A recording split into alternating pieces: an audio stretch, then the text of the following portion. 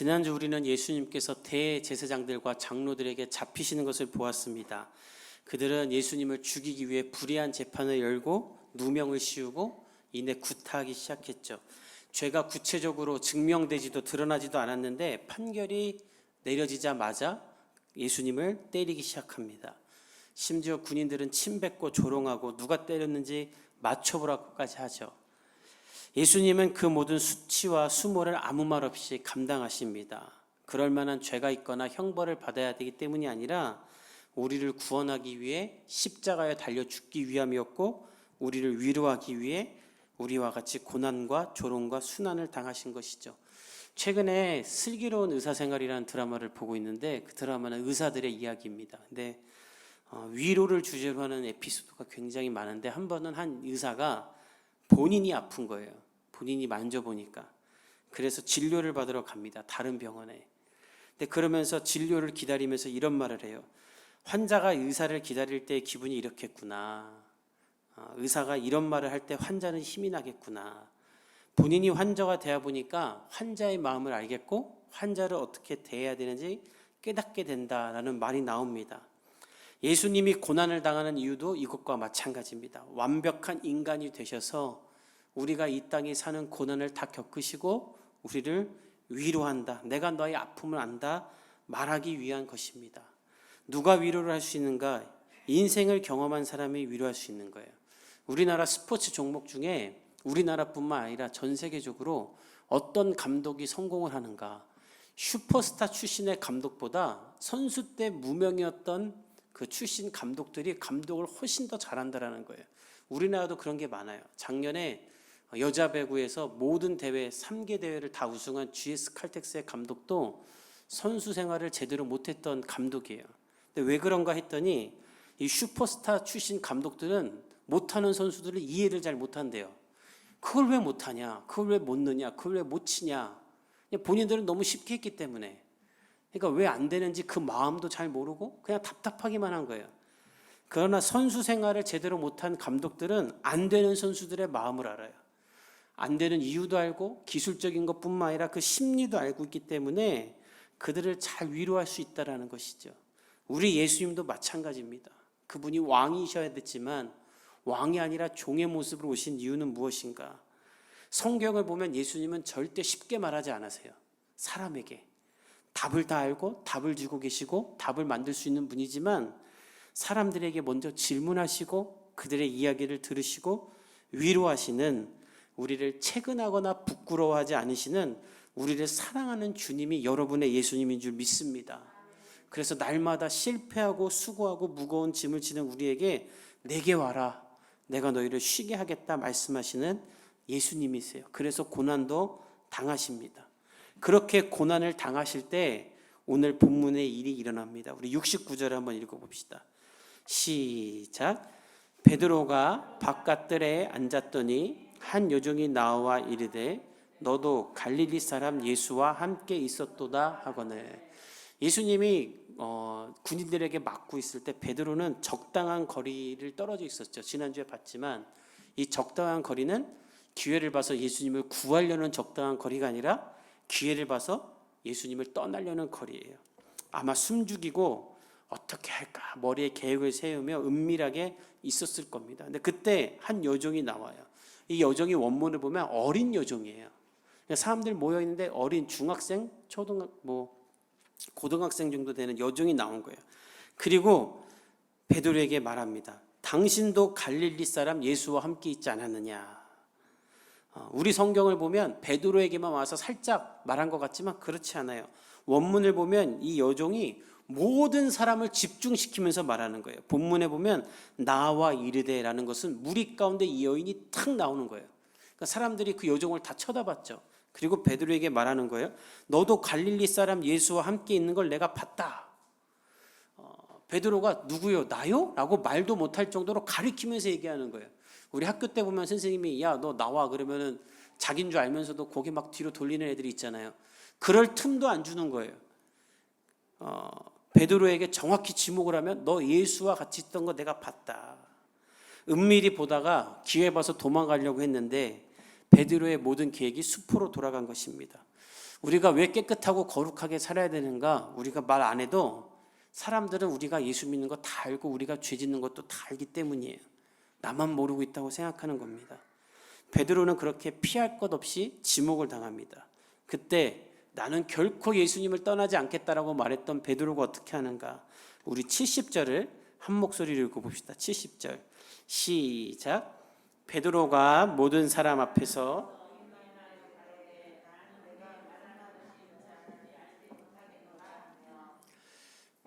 이 여종으로 인해 모든 사람이 베드로를 쳐다보게 되자 베드로가 모든 사람 앞에서 말합니다. 부인하며 말합니다. 이 부인하다가 원문을 보면 완강한 부인이에요. 절대 아니다. 그러면서 이렇게 말해요. 너 지금 무슨 말 하는 거냐? 너 누구니? 말도 안 되는 소리를 하고 있어. 나 예수님 몰라. 무슨 말을 하는지도 모르겠다 하고 그 자리를 떠나버려요. 우리는 이 베드로의 이야기를 옛날 이야기로 들어서는 안 돼요. 이 이야기 모르는 사람 여기 없죠. 주일학기 때부터 다 들었으니까. 이 이야기를 들으면서 우리는 무엇을 봐야 되는가? 이것이 나의 모습이 아닌가? 나를 투영해 봐야 되는 것입니다. 여러분은 어떻습니까? 여러분은 세상에서 여러분에게 예수 믿는 사람을 찾을 때 여러분은 어떻게 말합니까? 세상은 매일매일 예수 믿는 사람을 찾고 있어요. 예수님처럼 희생할 사람, 예수님처럼 세상의 소망이 될 사람, 예수님처럼 십자가를 질 사람을 찾고 있어요. 왜냐하면 이 세상에는 그런 사람이 없기 때문에. 이 세상의 사람들은 희생하지도 않고 십자가를 지지도 않아요. 정치인들이 십자가 지며 희생합니까? 표 떨어질까 봐 이것도 못하고 저것도 못하고 우물쭈물하고 있잖아요. 국가 지도자들이 희생을 합니까? 아닙니다. 국민들 희생시키지. 기업인들이 희생합니까? 넘치도록 가지고 있음에도 더 가지려고 하죠. 이 세상에는 소망이 없어요. 뉴스를 보십시오. 기쁜 소식은 하나도 없어요. 그것은 거꾸로 말하면 무엇을 말하는가? 이 세상은 소망이 될 사람을 필요로 하고 있다는 거예요. 그것이 바로 교회고 저와 여러분 그리스도인인 줄 믿습니다. 예수님처럼 인류를 변화시킬 수 있는 유일한 소망이 바로 우리에게 있는 거예요. 베드로도 그런 사람이었어요. 그러나 베드로는 예수님처럼 희생하며 섬길 생각이 없어요. 그래서 너 무슨 말을 하는 거냐? 나는 그럴 생각 없다. 나는 믿음이 없다라고 말하며 떠나는 거예요. 그렇게 베드로가 떠나자 무슨 일이 생기는가? 우리 71절을 한번 다시 읽어봅시다. 오늘 본문 71절 시작. 안문까지 나아가니 다른 요종이 그를 보고 거기 있는 사람들에게 말하되 이 사람은 나사렛 예수와 함께 있었도다 하매 그 있었던 자리를 떠나서 걸렸네 하고 안문까지 갔더니 거기 다른 요종 또 다른 어린 요종이 나와서 말해요. 거기 있는 근데 오늘 본문을 보십시오. 누구에게 말하는가? 베드로에게 말하는 게 아니라 거기 모여 있는 사람들에게 또 말하는 거예요. 어떻게 말하는가? 이 사람은 나사렛 예수와 함께 있었다. 우리가 얼떨결에 거짓말할 때가 있죠. 그러려고 한 게 아닌데 얼떨결에 거짓말할 때가 있어요. 아마 베드로도 그랬을 수 있어요. 나는 정말 예수님과 함께 있고 싶었는데 갑자기 전능하신 예수님이 조롱당하고 수치당하고 있으니까 얼떨결에 자기 마음과 상관없이 예수님을 부인한다고 한 것일 수도 있겠죠. 한 번은 그럴 수 있어요. 근데 오늘 두 번째 어떻게 말하는가? 또 다른 여종이 나사렛 예수와 함께 있었던 자다. 정확히 지목하는 거예요. 이 베드로는 예수와 함께 있었던 자다. 그러니까 이 어린 여종은 어리지만 분명히 예수님도 알았고 언제나 그 옆에 있었던 베드로도 분명히 알았던 거예요. 베드로가 이미 유명 인사였던 것입니다. 맨날 예수님 옆에 다니면서 제일 나댔으니 사람들이 왜 모르겠어요. 근데 그때 그 추궁에 베드로가 어떻게 하는가? 우리 72절에 한번 같이 읽어봅시다. 72절 시작. 베드로가 맹세하고 또 부인하여 이르되 나는 그 사람을 알지 못하노라 하더라. 이제 베드로가 맹세까지 하면서 말해요. 그냥 부인하는 게 아니라 내가 맹세한다. 이 맹세는 하나님께 맹세한다는 뜻이에요. 내가 하나님께 맹세하는데 나는 그 사람을 모른다. 너무 충격적인 건 무엇인가? 여러분 오늘 성경을 보십시오. 예수님을 그 사람이라고 하는 거예요. 어떻게 베드로가 예수님을 그 사람이라고 할 수 있습니까? 근데 맹세하며 하는 말이 나는 예수님과 아무 관계도 없다. 나 저 사람 모른다. 일면식도 없다. 예수님과 3년을 동행하며 예수님의 손을 잡고 바다 위도 걸었던 물 위도 걸었던 베드로가 하는 말이 나는 그 사람을 모른다 하고 그 자리를 또 도망가요. 그런데 야속하게도 베드로가 2번이나 도망쳤는데 또 다른 곳에서 사람들이 베드로를 알아봅니다. 우리 73절을 읽어봅시다. 시작. 조금 후에 곁에 섰던 사람들이 나와 베드로에게 이르되 너도 진실로 그 도당이라 내 말소리가 너를 표명한다 하거늘. 누가복음에 보면 1시간 정도 지난 후에요. 그러니까 베드로는 지금 누가 자기 알아볼까 봐 계속 도망다니면서 숨고 있는 거예요. 근데 1시간 지나자 한 사람이 나와서 말하되 너도 진실로 그 도당이다. 도를 따르는 당, 예수의 말씀을 따르는 사람, 예수께 속한 사람이다라고 말하는 거예요. 너 맞잖아. 그러면서 무슨 말 하냐면 내 목소리가 너를 표명한다. 이건 무슨 말이냐면 예수님의 제자들은 가룟 유다 빼고 전부 다 갈릴리 북부 사람이에요. 그래서 그 사람들 특유 고유의 말의 억양이 있대요. 사투리가. 그러니까 이 이른 새벽에 예루살렘에 갈릴리 북부 말을 쓰는 사람이 몇 명이나 있었겠어요. 우리도 지방마다 말이 다 다르지 않습니까? 심지어 서울 사람들도 서울 말투가 있다고 하던데. 그러니까 이 사람이 말하기를 너의 말투가 너를 증명한다. 우리가 너 말투로 알아. 너 베드로잖아. 그렇게 말하는 거예요. 그리고 오늘 이 말을 하는 사람이 누구인가? 요한복음 18장에 보면 바로 말고의 친척이에요. 베드로가 귀를 잘랐던, 너 왜 예수님을 잡아 하면서 자기 칼로 귀를 잘랐던 그 말고의 친척이니 베드로를 분명히 아는 사람이에요. 근데 드디어 베드로는 이제 부인할 수 없어요. 이제 우리말로 하면 빼박이에요. 근데도 베드로가 어떻게 하는가? 우리 74절을 읽어봅시다. 시작. 그가 저주하며 맹세하여 이르되 이제는 저주하며 맹세하며 말합니다. 여러분 베드로의 고백을 보십시오. 처음에는 그냥 부인하고 그 다음에는 안 믿어주니까 맹세하며 부인하고 그리고 이제는 저주하며 맹세하며 부인해요. 우리가 그런 말 많이 하죠. 강한 부정은 강한 긍정이라고. 절대 아니다. 거짓이니까 이렇게 말하는 거예요. 과장해서. 더 이상 베드로는 얼떨결에 예수님을 부인하는 게 아니라 자신의 모든 마음과 인격과 의지를 담아 예수님을 완강히 부인합니다. 그리고 그때 닭이 울어요. 이 닭소리를 듣고 베드로가 어떻게 하는가? 우리 75절 읽어봅시다. 시작. 이에 베드로가 예수의 말씀에 닭 울기 전에 내가 3번 나를 부인하리라 하심이 생각나서 밖에 나가서 심히 통곡하니라. 닭이 울자 베드로는 마지막 만찬 때 예수님이 하신 말씀이 생각납니다. 자신의 발을 닦아주시면서 너희는 다 모두 나를 떠날 것이라 말했을 때 나는 예수님 떠나지 않을 겁니다. 그때 예수님이 닭이 울기 전에 내가 나를 3번 부인할 것이다 했던 말이 떠오른 거예요. 자기도 그럴 줄 몰랐던 거예요. 그런데 그런 자신을 보자 이 원문에 보면 심장이 끊어질 정도로 정말 애통하며 우는 거예요. 왜 우는가? 예수님에 대한 미안함과 스스로 느끼기에 자기 자신에 대한 수치심이죠. 예수님 믿는다고 했지만 결정적일 때는 맹세하고 저주하며 예수님을 떠나는 자기 모습을 보고 그는 눈물이 차올랐던 거예요. 이것이 예수님이 당한 두 번째 순환입니다. 모든 사람이 예수님을 배반한 것. 여러분 곁에 사람이 없을 때 예수님은 여러분을 위로할 수 있는 줄 믿습니다. 예수님이 이렇게 버림받으신 거예요. 그렇다면 제자들은 왜 예수님을 떠났는가? 오늘 본문은 베드로의 우정과 배신에 대한 이야기가 아닙니다. 바로 여러분의 이야기예요.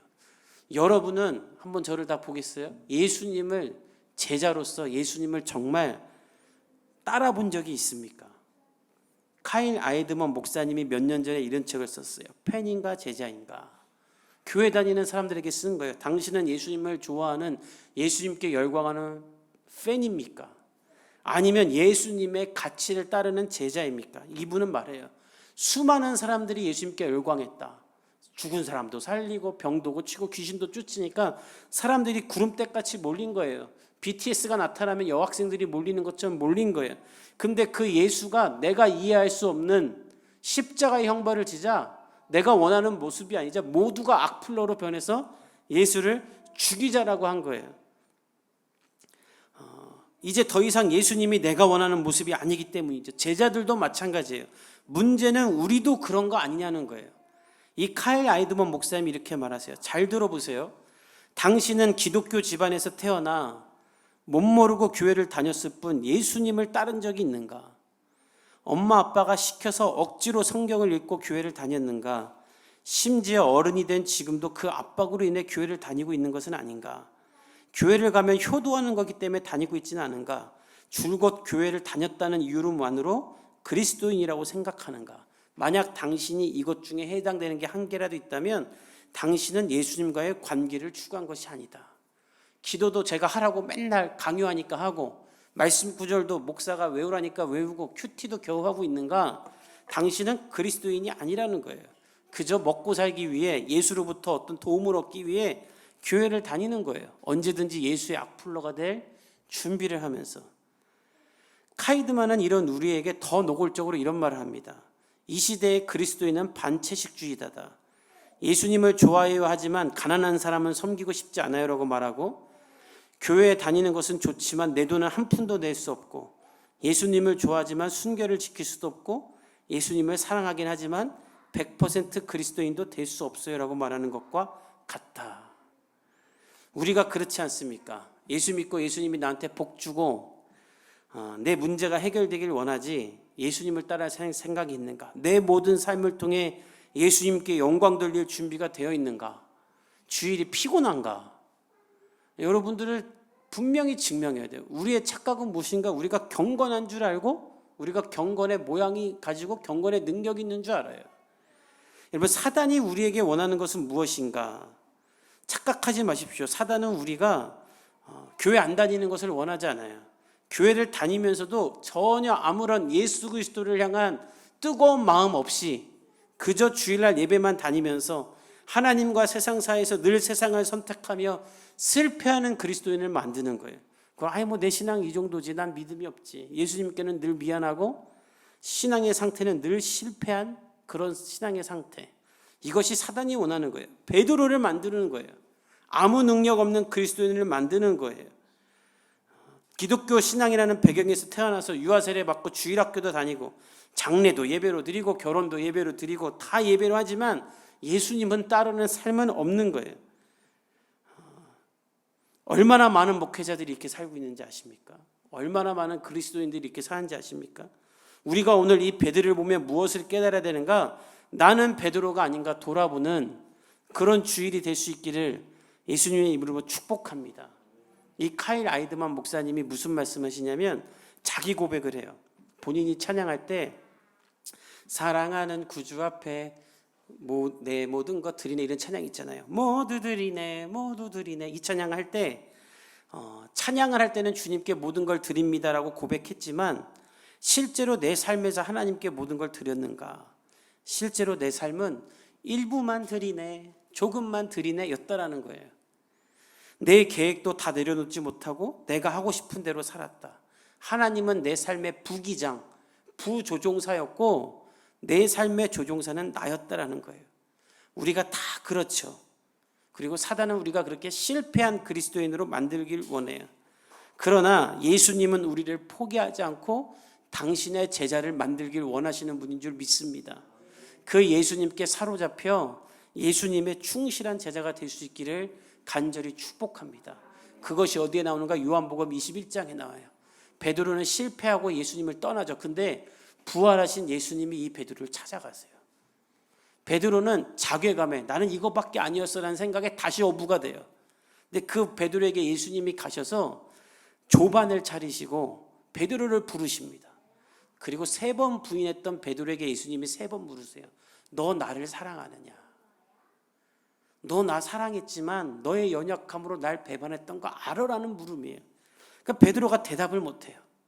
그리고 그냥 주님이 아시는 줄, 내가 주님을 사랑한 줄 주님께서 아시나이다 이렇게만 말해요. 3번이나. 근데 요한복음에 보면 베드로가 근심에 차서 이 말을 했다 그래요. 떳떳하게 말을 못해요. 사람들 앞에 저주하고 맹세하며 부인했던 자기 자신을 알기 때문에 사랑한다라고 말을 못해요. 근데 그런 베드로에게 예수님은 포기하지 않고 계속 너 나 사랑하느냐 물으시고 사랑한다고 말하라고 하라고 하신 다음에 내 양을 먹이라. 다시 제자로 부르시는 거예요. 이것이 예수님의 사랑입니다. 예수님은 부활하고 보복하시는 것이 아니라 부활하고 실패한 사람들을 다시 부르셨어요. 오늘부터 다시 여러분들도 예수님을 사랑한다고 고백하며 예수님을 구할 수 있기를 축복합니다. 예수님을 사랑하는 마음이 있게 해달라고 기도합시다. 해야 되기 때문에 말씀을 읽고 해야 되기 때문에 기도하고 힘든데도 와서 예배드린 것이 아니라 일주일 동안 이 예배를 위해 여러분들이 삶을 살고 이 주일에 와서 하나님께 영광 돌리기 위해 사는 삶을 사게 달라고 회개하며 삶을 재정비할 수 있기를 예수님의 이름으로 축복합니다. 그때 여러분의 삶에는 예수 그리스도의 제자로서의 능력이 나타날 거예요. 지난주에 우리가 한 재소자 자녀 아이에게 그 선물을 보내기로 했죠. 맥주 감사주일을 맞아서. 지난주에 오셨던 집사님이 헌금을 많이 주셔서 운동화도 사주고 필요한 식료품도 사줬어요. 근데 그걸 사주면서 제가 물어봤어요. 그 친구가 어디 삽니까? 그러니까 일산에 산다라는 거예요. 중3 여자 학생인데 초등학교 5학년 남동생 데리고 사는 그 학생을 생각해 보니까 이 친구가 좀 맛있는 거를 좀 정기적으로 먹을 수 있으면 좋겠다는 생각이 들었어요. 왜냐하면 일산에 얼마 전에 저랑 오랫동안 같이 사역했던 한 극단이 멕시코 음식점을 차렸어요. 그래서 한번 와달라고 제가 신방하고 축복 기도를 해준 적이 있어요. 그래서 전화했어요.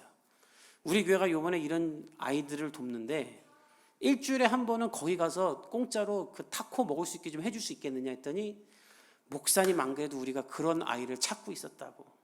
그래서 연결을 해줬어요. 원하면 우리가 한 번 주겠냐고. 매일 와도 된다고. 장사 잘 되냐니까 잘 된대요. 그래서 그럼 해라. 그리고 끊었더니 중3이면 배우고 싶은 게 많잖아요. 일산에 제가 아는 그 동생이 우리 성경 형제랑 같이 사역 오래 했던 그 후배가 또 피아노를 전공한 친구가 있는데 레슨을 아주 잘하는 데서 전화했어요. 이런 친구가 있는데 네가 무료로 레슨 해줄 수 있냐. 또 목사님 아들이에요. 자기가 해주겠다고. 그래서 연락해 줬어요. 그랬더니 다시 답변이 온 건 그 위치들이 어디냐고. 왜냐하면 너무 멀면 차비가 또 드니까. 근데 마침 우리 현모 형제가 필요한 친구 있으면 자전거 하나 주겠다라고. 내가 자전거 줄 수 있으니까 자전거 타고 레슨도 받고 타코도 먹으러 다녀라. 포장하면 되니까. 우리가 예수의 자녀로서 예수님의 사랑을 전하려고 하면 이렇게 우리가 다 할 수 없지만 우리를 통해 기적은 일어나는 줄 믿습니다. 뿐만인가 2주 전쯤에 우리 교회를 후원하는 한 교회가 있어요.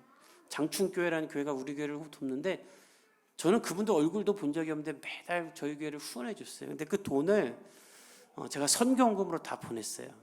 교회들이 후원하는 건 선교헌금으로 보내자. 안 그러면 우리 교회가 선교 못하니까. 우리가 지금 남 선교할 때입니까? 매달 적자인데. 그러나 그거는 하자. 선교 안 하면 그게 무슨 존재가 있냐 교회가. 그래서 했어요. 근데 그 교회에서 연락이 왔어요. 본인들도 모이지를 못하니까 또 뭐 나누는 게 없으니까 회비가 다 떨어졌다라는 거예요. 그래서 제가 이제 선교헌금이 끝났겠구나. 우리를 더 후원해 주지 못하겠구나 생각해서 그동안 받았던 선교헌금을 어떻게 했었는지 선교 보고를 드렸어요. 그리고 그분도 그걸 요청하셨고. 근데 그 다음 주에 전화가 오셨어요. 목사님이 보낸 선교 그 보고서를 보고 오랜만에 카톡방에서 많은 사람들이 이야기를 했고 복음의 교회 대단하다고 하면서 1년치 회비가 그날 다 거쳤다는 거예요. 그리고 앞으로 복음의 교회를 또 후원하겠습니다는 연락이 왔어요. 우리 교회가 없기 때문에 우리 교회가 부족하기 때문에 우리 교회를 위해서만 썼으면 이런 기적은 일어나지 않을 거예요. 그러나 예수의 제자로 살기로 할 때 우리 교회를 통해 재소자 자녀도 돕게 되고 또 한 음식점도 그 아이를 돕게 되고 한 청년도 재능 기부를 하게 되고 한 교회도 계속 우리 교회를 통해 선교하게 되는 기적이 일어나는 것이죠. 여러분이 예수의 제자로 살기로 결단하면 여러분을 통해 예수의 능력은 나타날 겁니다. 예수님을 구할 수 있기를 축복합니다. 왜 돈을 구합니까? 돈 없으니까 돈 구하죠. 돈이 필요하니까 돈밖에 안 볼 수밖에 없어요. 그것이 우리의 한계입니다. 왜 쾌락을 구합니까? 왜 사람들이 미쳤다고 이 전염병 중에도 유로 2020 한번 하이라이트 한번 보세요. 수만 명의 관중이 마스크도 안 쓰고 그 난리 난 국가에서 축구 보면서 소리 지르고 있고 메이저리그 야구 보고 있어요. 왜 그렇게 쾌락을 추구합니까? 즐거움이 없으니까 쾌락을 추구하죠. 왜 건강을 구합니까? 건강이 필요하니까 구하죠. 그러나 여러분 이 모든 건 다 유한한 거예요. 결국 돈은 다 사라집니다. 돈이 안 사라지면 우리가 사라집니다. 건강도 즐거움도 다 사라질 거예요. 그러나 오직 예수 그리스도는 영원하고 예수를 믿는 사람의 삶과 기쁨도 영원할 줄 믿습니다. 베드로처럼 좋을 때만 예수님을 따라다니는 사람이 아니라 예수 그리스도를 바라봄으로 예수 그리스도로 말미암아 다시 예수님의 사도가 된 거듭난 성령 충만한 베드로의 삶이 될 수 있기를 간절히 축복합니다. 우리 함께 기도하겠습니다. 이 시간 기도할 때 하나님 우리의 삶이 예수님을 따르는 제자의 삶이 되게 하여 주시옵소서. 좋을 때만 따르는, 좋을 때만 열광하는 팬과 같은 사람들이 되는 것이 아니라 예수의 제자가 되어 예수의 능력을 나타내게 하여 주시옵소서. 통성으로 함께 기도하며 주님 앞에 나가도록 하겠습니다.